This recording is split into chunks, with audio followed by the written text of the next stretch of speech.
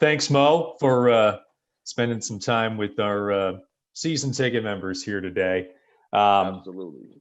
First things first, we've got to ask you, the hit dog, where does that nickname come from for the folks who don't know? I think my college fraternity, when I was at Seton Hall, that was our emblem was the bulldog.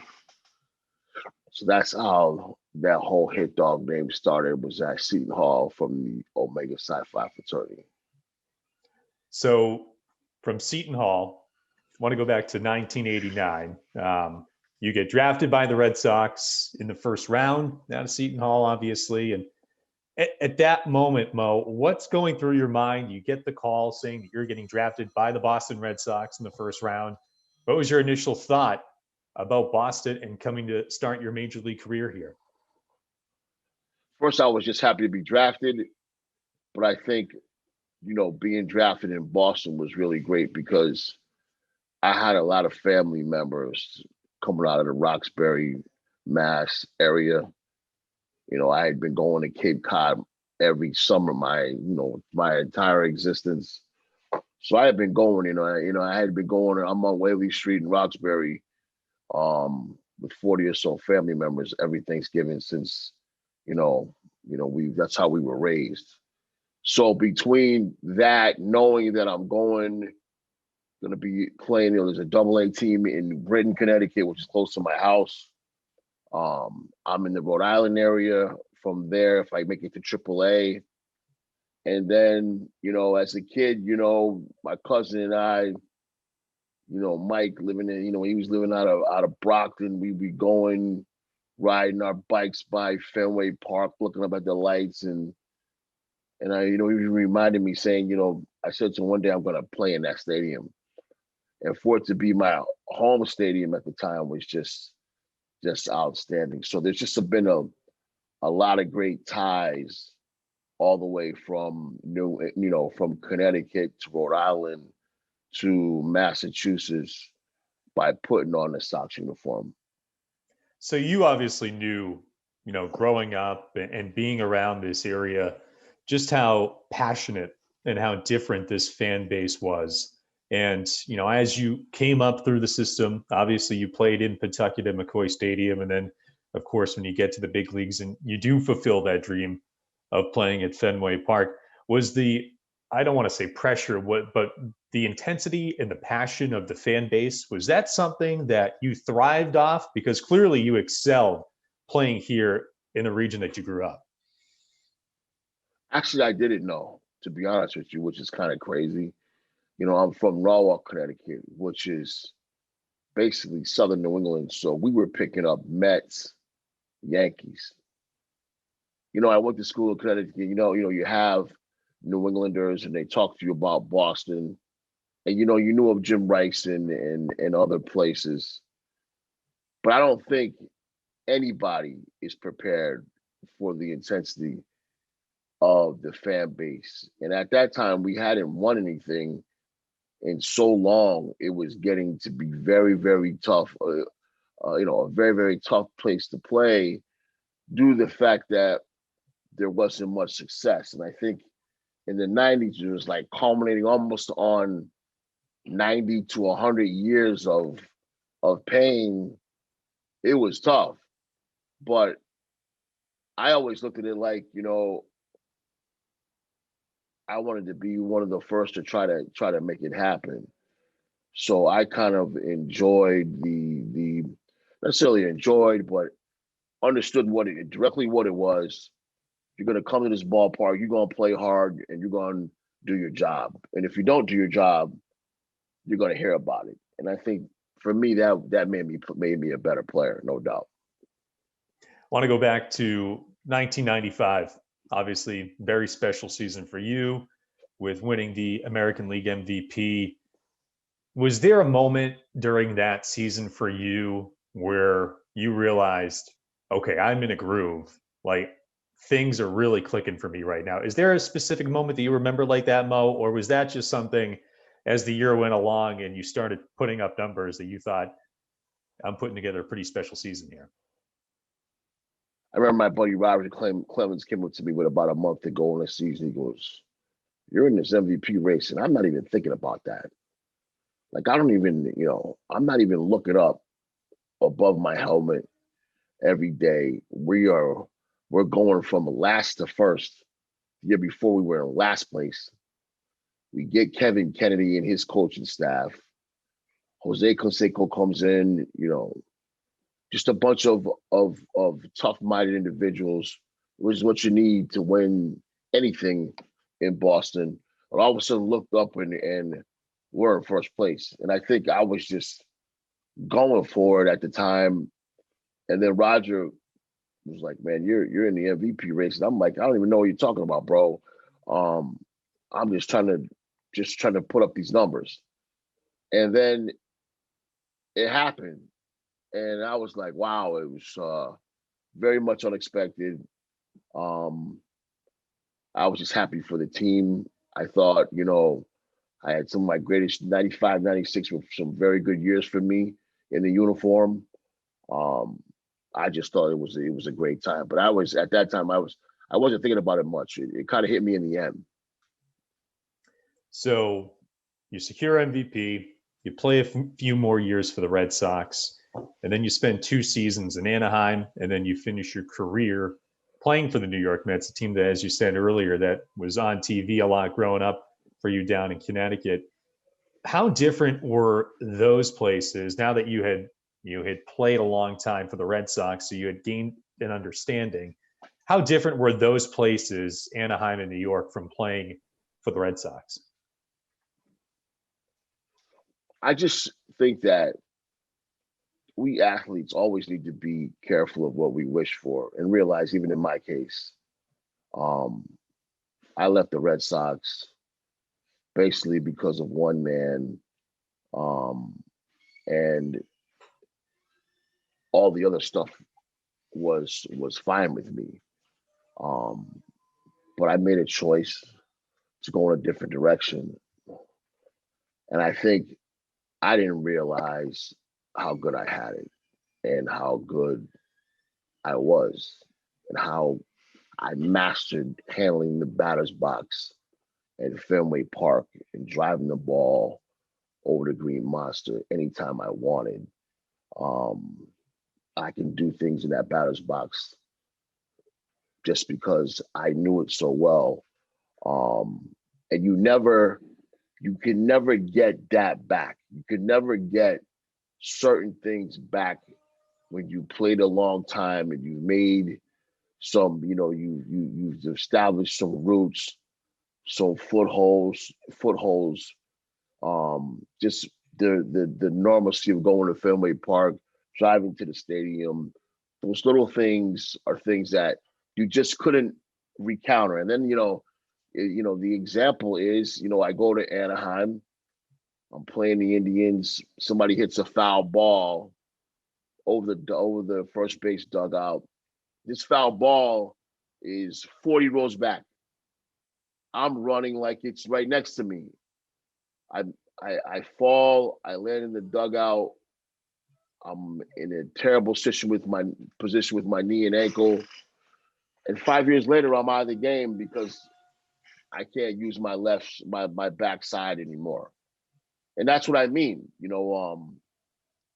That just the familiarity. That would have never happened at Fenway Park. I would have known where I was. I would have known everything about the situation, but it was new and things happen. So you could never repeat, what I had there in Fenway Park with the fans and, even the media and what we were trying to do at that time.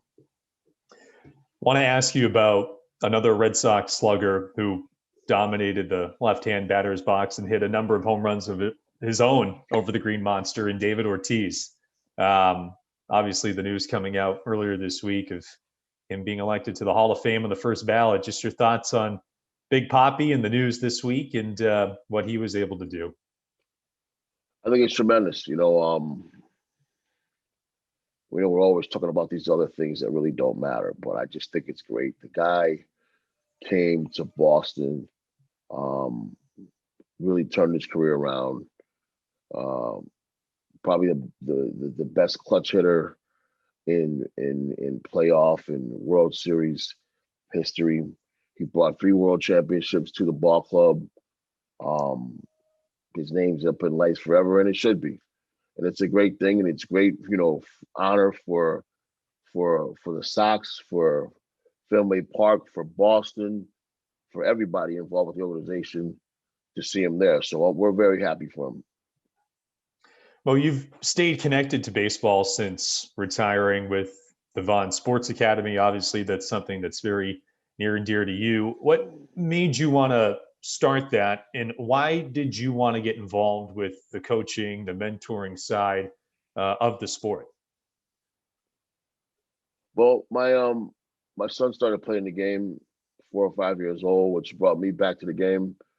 Um, I never really thought I was going to be coaching youth baseball, but I think I just wanted to get involved and make sure that the game is being coached right. And then this whole academy thing came along. This whole academy thing started. I had one of my teams get invited to the state championship out here 4 years ago, and they let me know like May 29th we were gonna be playing, June 29th. And it rained like 28 straight days. And we didn't get a chance to practice. Like I said, that will never happen to one of my teams again. We're gonna always have a place to go, it's just ridiculous. We actually came in second in the state that year. We only practiced like one day. So then it really bothered me because I know if we had practiced, we probably would have won. Um, but that's how the whole academy was started. You have an opportunity to get around young people, teach them the game, teach them what the game means, teach them how to play the game. I think baseball is the essence of life. It's you do a lot of hard work for very very little success. So what they call successes, the percentages are very very low, and you have to internalize and work hard and stay focused and all these different things that the game teaches you. So the academy now, VSA Academy now is just going strong. Continue to work. Continue to affect young boys playing baseball, young girls playing softball. Continue to get good coaching.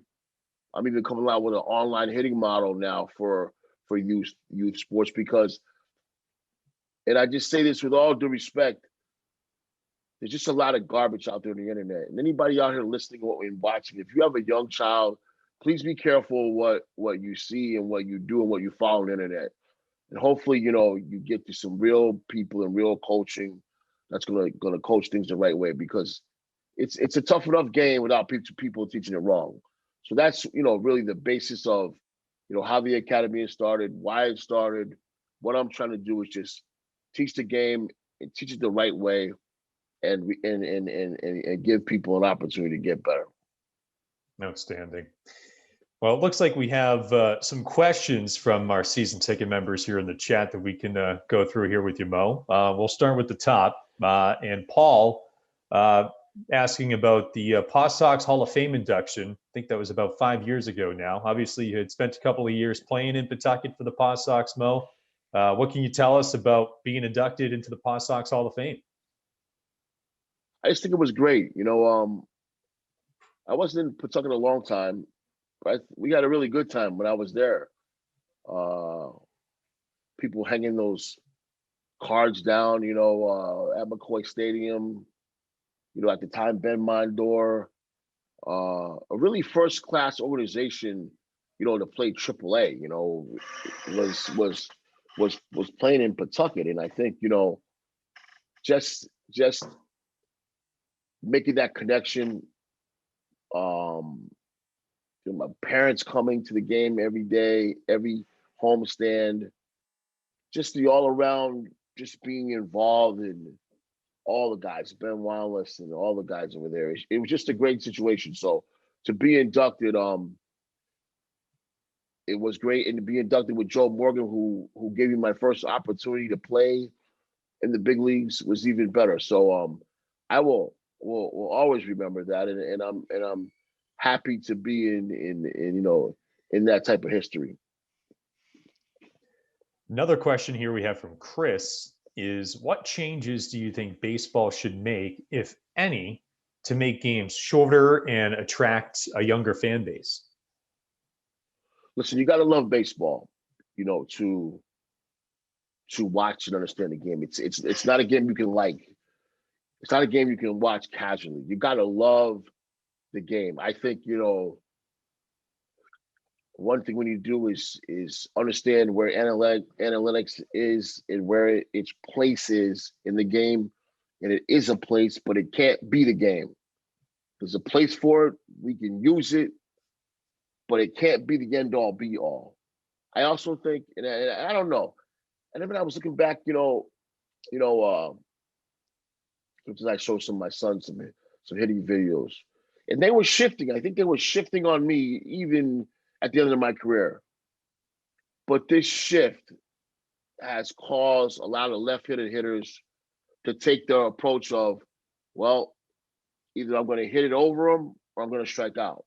And I think we need to figure out how to adjust that, how to make the game get back to the game that we all love to watch, which is good pitching, good defense, and timely hitting. And guys know how to run the bases. Guys know how to put down bunts. Guys know how to play the game. And I think we've gotten so far away from that, it's made the game tough to watch. But you have to love it. You have to love the game to sit down. And it's never going to be 2 hours and 30 minutes. We want it to be 3 hours, 3.5 hours, but it's going to be 2 hours and 45 to 3 hours to watch the game. That's just the way that it is. This question here from Mark was a question that I also had for you, but I'll try to tie it together. Monday, as part of our winter weekend festivities, we'll wrap up by honoring Jackie Robinson on the eve of Black History Month in what's going to be a great event with Oil Can Boyd, Bob Kendrick, the president of the Negro Leagues Museum. And I asked that because you were the last Red Sox player to wear the number 42 before it was universally retired. Talk about with that being the last Red Sox player to wear 42. What does that mean to you? It means everything. I think we all know that, what Jackie Robinson did in terms of just integration of people, let alone it was just a game. And it was really tough, probably tougher than I or anybody else could withstand. But he's just a great, great person, ambassador, a legend for bringing, integrating the game at a very, very tough time and giving all minorities opportunities to be able to get out on the field and play and produce. And I think that's, what it is exactly that. We wouldn't have the opportunities as minorities, Blacks, Latin players, anyone to be able to play the game if it weren't for him. So it's a great honor to wear his number. Being the last is great also. But it's just a great thing. This next question comes from Matthew. If you could have been a teammate of any player, past or present, who would you choose? I always will choose Roger Clemens. I think, Roger always wanted to have listen, we all want to be tough and we always want to have that persona of toughness and strength. And he was definitely that. But he was just the best guy. He was just the guy that, as a player, where I hit in the lineup, people were coming at me, throwing the ball, brushing me back. And he would just take care of all those things. And it was just great. And then his sense of humor as a pitcher and his knowledge and his work ethic is second to none. In the same way, like a Pedro Martinez, but guys that hit in the middle of the order, we always love the pitchers that protect us, and he was one of them. And he was the best at it.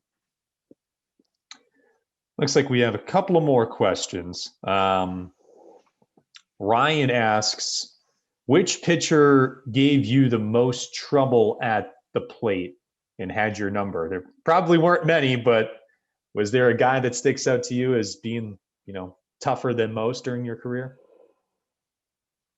When I came back to Boston and had to face Pedro, it was just electric, man. Usually people, baseball is deception. We want to throw a ball near the strike zone for you to swing at it or swing over it or swing under it. We want to throw a breaking ball that starts in the strike zone and then it ends in the bottom of the strike zone. Well, Pedro could throw the ball in the zone for strikes and get you out. He was just that electric and that good and had that pinpoint control that he was just dynamic with his pitches in the zone. They were strikes and you still couldn't hit them. And that's when I realized how good the guy was. He just was a great pitcher. Final two questions here for you. Another one from Paul. Other from Fenway, what stadiums did you like playing in the most? I like playing I'm an East Coast guy. I love playing the Yankees, and I love playing the Orioles, and I love playing and hitting at Fenway Park. But I really did some damage in Yankee Stadium, and I did some damage in Baltimore also.